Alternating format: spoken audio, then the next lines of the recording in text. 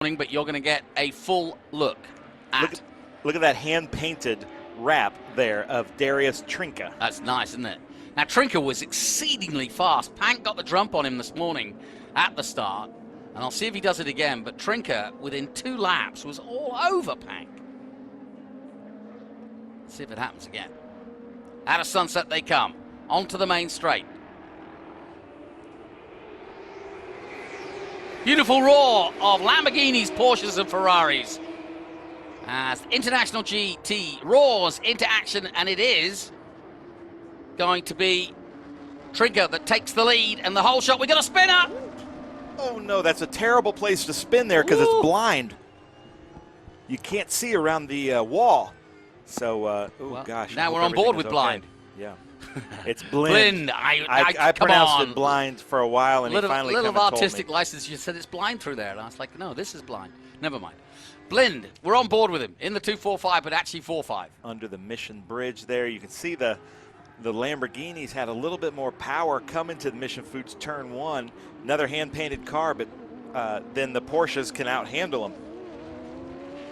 So a good frenetic start to this one, and already the field spreading out as they head out of the hairpin for the first time down the Fangio straight.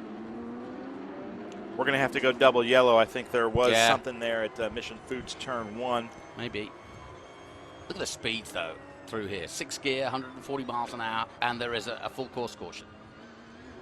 So, whoa your horses, boys. Oh, yeah. Oh, dear. Gosh, I hope. So was a surfer boy from Southern California, and Peter Gregg called him, said, he called Pete Brock, said, I like what you did. You going to go green? We're going green, but don't worry, we'll get it started and finish the story because I'm very interested. Peter Gregg is a good friend of ours. Simon Gregg, excuse me. Peter Gregg is a good friend of the series, excuse me, is what I meant to say. But we're finishing our caution here. IGT about to kick off, and we've got our Grand Marshal up here, and he's going to regale us, I'm sure, with some more stories, or at least finish this one for sure. But away we go, and once again, it is the man of the moment, Darius Trinka, who leads the way in that white and grey Porsche 131. Pank slots into second place behind him, and they all get through, we hope, turn 1, because that's where the incident was. 2 cars turned around, and they've cleared it all up, and we dash down towards the very tight turn 3. But as we go on board with Blind in the Ruckus Racing, beautifully painted car, and under the bridge for, the second time under racing conditions anyway, and Pank has consolidated second place, and already Trinka is pulling away at the front as they head towards the hairpin for the first time. And already looking for the outside move, the 313 of Carlinkus. Can't quite do it as they head down Fangio. Finish your story, sir. Finish your story you were saying about Brumos. Peter Gregg called Pete Brock, said, I love the color scheme on your 240Zs. He said, who did it? Well, Dave Kent, who was a surfer dude from Southern California, and Hurley was going to drive the 917 in the Can-Am, and it shipped to California in pure white. So Dave Kent designed the blue and red slashes, or swash, on the side. Now, it went from broad to narrow on the 917, but when they got to the 911, it led itself perfectly for coming back that. So it's process blue, process red. I love it. It's so simple, I love hearing stories like that because like Ben was saying, those colors are synonymous. You can't miss them. You see it, and you go, oh, yeah, I know exactly what that is. If you looked at the front of the car, the hood was painted half blue, half red. And Peter Gregg was pretty smart. He knew that if you just glanced in the mirror, you knew he was there. You didn't have to identify who it was closing on you. So psychologically, it worked in his favor. Yep, no question about it. Well, we're also going to welcome into the booth Ken Fangler, who, of course, is the man running this series. So we've got some pretty nice luminaries to sit here and enjoy this with. Bill Warner is our Grand Marshal this weekend. Right. Ken, welcome aboard. As we saw in race 1, this boy Trinka is pretty quick. How about that? Yes. Yeah. How about that? New to IGT. Surprise to a couple people, but not many. But yeah, very quick. Where's he come from? Don't know, but men are from Mars and women are from Venus, and probably he's somewhere in between. Yeah, I guess so. He's pretty darn quick. And we've got a spaceship on the moon right now, so this is you know, absolutely the right timing for all that. Well, it's great to have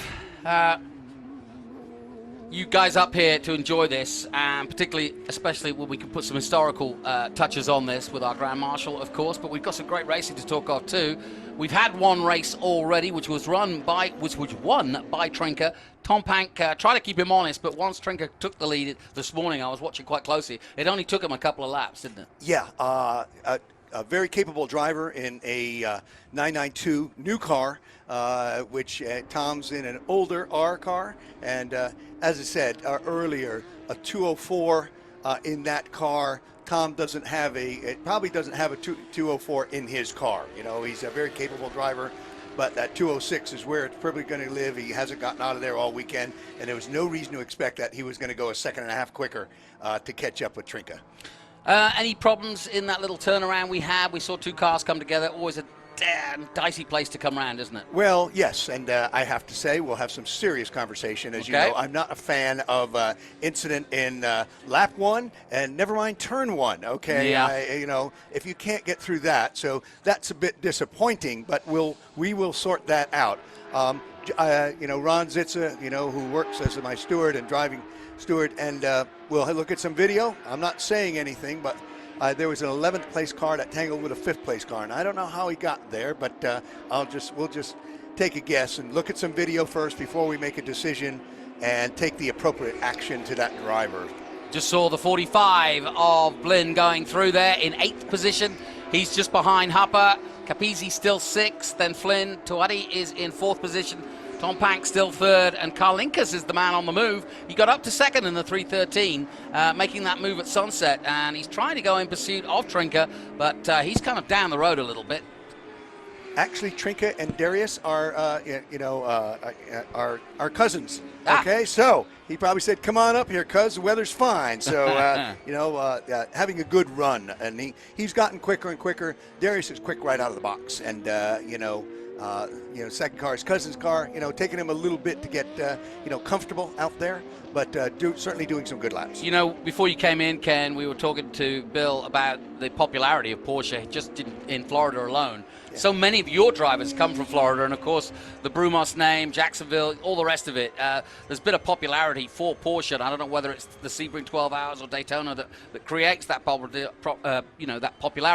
or not, but you do have an exponentially large number of drivers from here. Well, two things. One is obviously Porsche is very popular, produces cars for gentlemen drivers and races. They make a lot of money off that. It's a good thing. The other thing is that Florida's not a hard place to have people come visit. I've been there for 42 years. I moved from Connecticut. Once I found out there's something called airplanes. I don't know if you've heard of them. There's also there's a big ball in the sky here, I didn't have to live there, okay? People say, "Mr. Change the Seasons." No, you get on an airplane, go look at it. But everybody comes to Florida at some point in their life, and many of them are now living there. So hence we have a big, but you're absolutely right. I lived in Connecticut, down the street from IMSA headquarters and the Bishops, okay?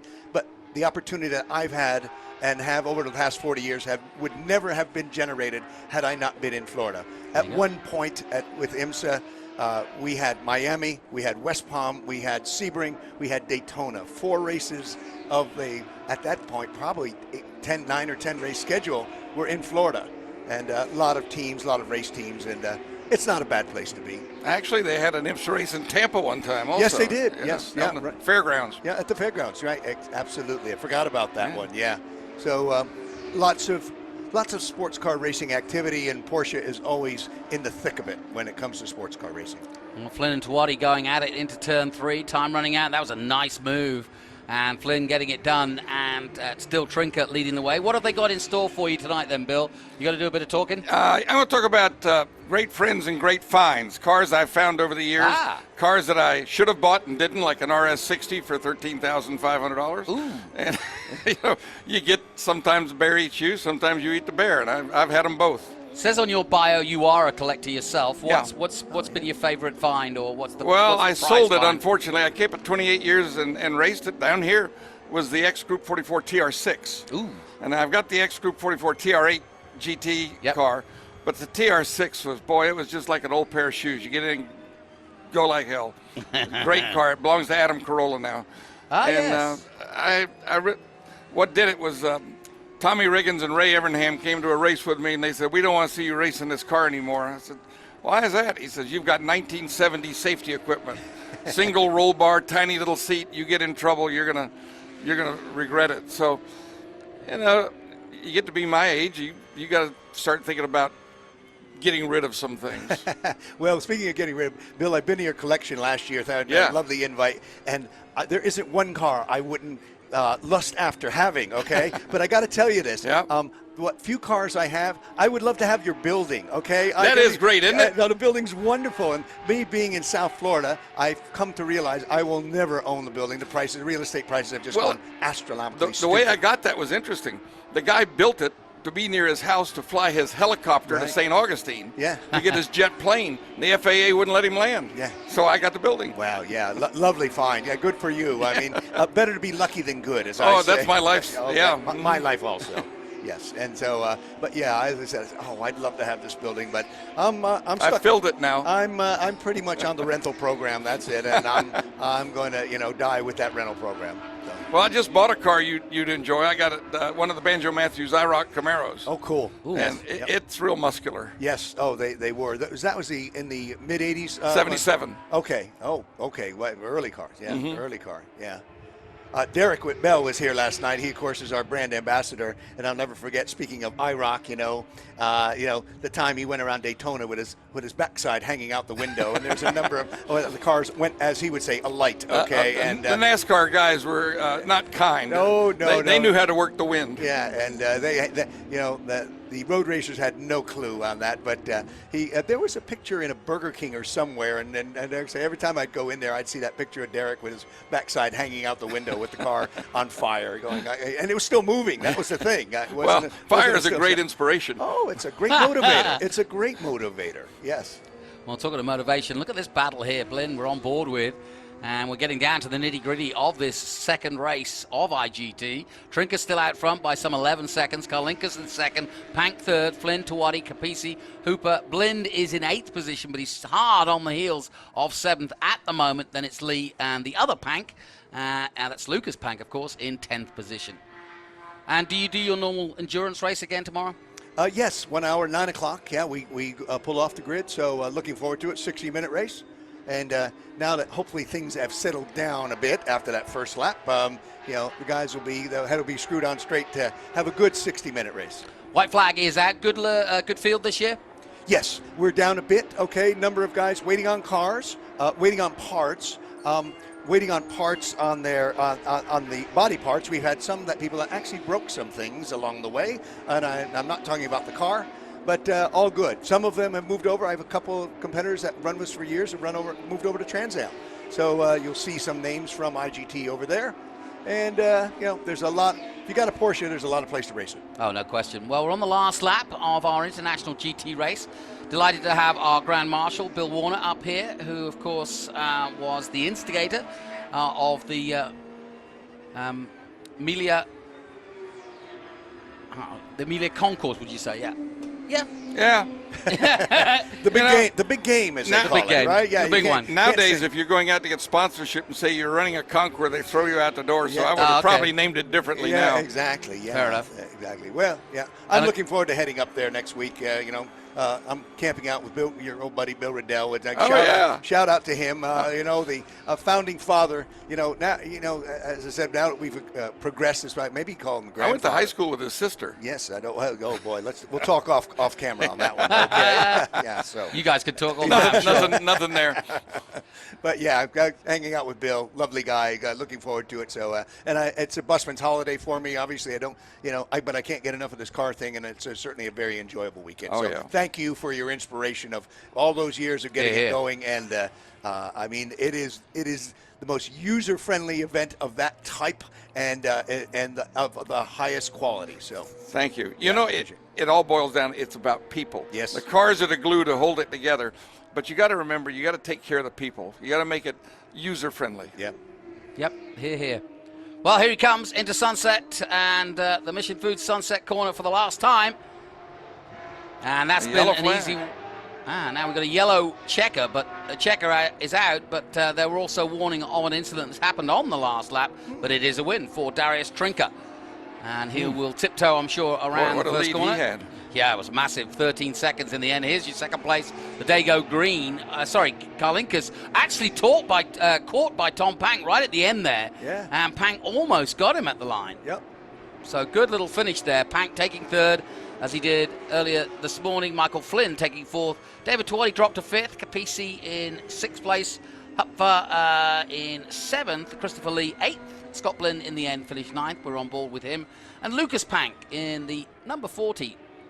Now, let's have a look. Where do you think that incident? I'm looking out the window here in the commentary box. I can't see anything on track. They're usually pretty quick to get out on track and try to sort it wherever it is. Doesn't seem to be affecting the slowdown lap, though. And well done to Darius Trinker. Double winner on the day. Can he do it again tomorrow? Ken, you pointed out something about the popularity of Porsche. Yep. Porsche, the company, does support racing so much better than any other company. True. As far as Well, parts availability and Yes. so yeah. they developed the car. So you're right. That's what makes it popular. When they talk about customer programs, they are the epitome of customer programs. We had a number of customers go to other brands. I won't say, but it begins with an A. Okay, I won't say what it is. But because the cars were so intriguing, easy to drive, good, they fit here well, they run at the pointy end of the grid. Jonathan, you remember seeing those cars here. Oh, yeah. And a year and a half into it, they've given up. They can't get parts. They can't get service. They can't, they're going back to Porsche. So, there's reason for that. Recently, I had dinner with Jim Busby and Alvin Springer, and Jim was saying that when they went to a major race, Porsche had the tractor trailer rig there with all the parts they needed. They didn't have to haul everything to the track. It was there. But we have one better, and you remember this. Remember the Firehawk days? Oh, yeah. Of course you do, right? I Great rode fun. 9 years of it. All right, yeah. Everything in my life's 10 years ago. So I'm Yeah. going to say 10 years ago. Here we started 106 cars, right? Yes, I was there. Oh, we were all there, right? And then we went, I remember going to Lime Rock, 56 cars, or they were coming out of the pit lane as they were coming down the hill. Yep. But we couldn't afford, and they didn't have too much for Firehawk then. But you remember Budget had 944 rental cars. Yeah. And it has every part you could need for a 944 to keep it running. And there were a few times we didn't race the 944 rental car, but we borrowed a lot of parts off it. So we had our own parts truck. Well, John Milligan and Walt Moss had the Trick 944. Yeah. Right. And everybody knew it was Trick. And he didn't say till the end of the season that it was Trick, but it was Trick. But we had some help from General Motors because my partner was Tom Neal, who had a GMC truck dealership. So miraculously, credit would show up in his parts department. Well, you may have had, everybody had help, all right? I was in an MR2. Remember that car? Mr. Two. Mr. Twos, right? And I have to say, there were great handling little things, all right? But you and Joe Vardy and everybody else sucked our headlights out going down the straights, all right? It was just like, what am I doing here? I'm tied to a post. But we just kept soldiering on. We got But it good was gas great racing. It was. It was. I mean, and you never knew. You'd be out there. We had Bob Aiken. Yeah, Joe. We Yeah, Bobby had, was there. Yeah, Bob. Yeah. John Andretti. White. Yeah, and White. I drove with Jack Baldwin. How about Denise McCluggage in that Volvo? Oh yeah. Like a square box. I'm like, what are they doing? She's bringing Station the kids. wagon. Now I listen, thought she was boys, you got to bringing the kids save something school. for tonight. I thought I'm not going to be there. I thought Oh, she was, okay. Oh, I you're thought just she was getting it bringing in. the kids to school. I said, what the heck is that? Well, listen, hold station in a sec, guys. We're going to take a short break. Yeah. Rob Sebring will be